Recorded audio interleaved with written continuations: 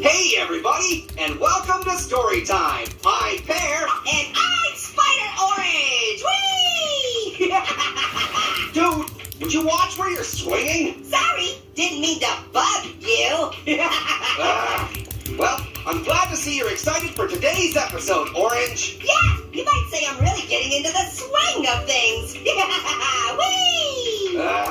I take it this means you did the required reading for today's episode for once? Nah, it was too long. Dude, it's a comic book. Oh, well in that case, it had too many pictures. You didn't even open it, did you? No need, Pear. I pretty much remember it from the first time I didn't read it as a kid. Oh yeah?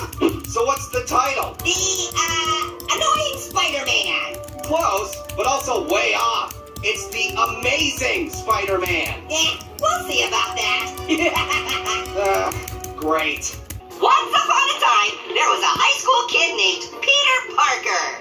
Now, he wasn't exactly the coolest or the biggest kid at school, but he was super good at science. How am I doing so far, Pear? This is actually pretty spot on. Told you I remembered it. My mind is a steel scrap. That's not how it... One day, Peter Parker went to a science fair, but there was no concession stand or anything, so he got super hungry. Finally, he bit into a radioactive spider. Come again? He bit a radioactive spider. Okay, that's what I thought you said. See, that's not exactly... And because the spider was radioactive, Peter Parker accrued the powers of the spider. 8 limbs, 8 eyeballs, the ability to scare people when the bathroom light comes on. Yeah, I think we're gonna need to tap the brakes here. Dude, those aren't the superpowers he got. Well, sure they are. True or false? Peter Parker got spider superpowers. Sure, but not those powers. He got all the cool ones. I mean, it's not like he suddenly started eating flies or something. That's where you're wrong, Long Pear. He did start eating flies by the bowlful. No, he didn't. Why would he do that? Flies are a disgusting thing to eat. Pear, we're talking about a guy who bit a spider. You really think he's gonna be grossed out by the thought of eating a fly? Good point. Booyah! Now, if you don't mind, I will continue the list of spider powers that Peter Parker accrued. He grew a thorax. He lost the ability to speak. And most importantly, he gained the ability to shoot spider webbing out of his butt. Close enough, I guess. So he went out on the town, shooting butt webs all over the place. He wasn't great at first, but he got into the swing of things soon enough. Oh, but here's the thing. Just as he gained the powers of a spider, he also gained the downsides of being a spider. Growing a thorax wasn't already a downside? Of course not, Pear. The thorax is a very important body part. Plus, the ladies love it. Good grief. Sadly, Peter Parker got the bad spider stuff too, like the ability to be easily trapped under a water glass. This used to be one of my favorite origin stories. Also, he lost the ability to speak. His brain shrunk to the size of a sesame seed, and his lifespan reduced to approximately 1 to 2 years.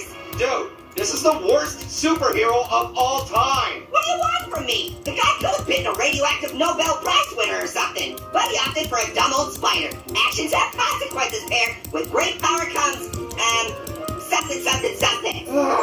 Listen, can we just get to the part where he fights bad guys, please? Sure thing! There were no shortage of enemies, and Peter Parker took them all on as Spider-Man. There was Lizard! I think you mean the lizard, right? Nah, pretty sure it's just Lizard. Other enemies included chickadees, bluebird, trout.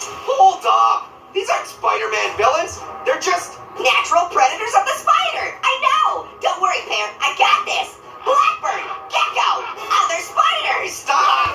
Spider-Man did not swing around the city shooting webbing from his butt battling the natural predators of the spider. Well, sure he did. Just not for very long. Oh? And why is that? Are you gonna tell me he got defeated by Trout? No, although Trout is a fearsome and formidable foe, Spider-Man met his match when he got trapped underneath a water glass.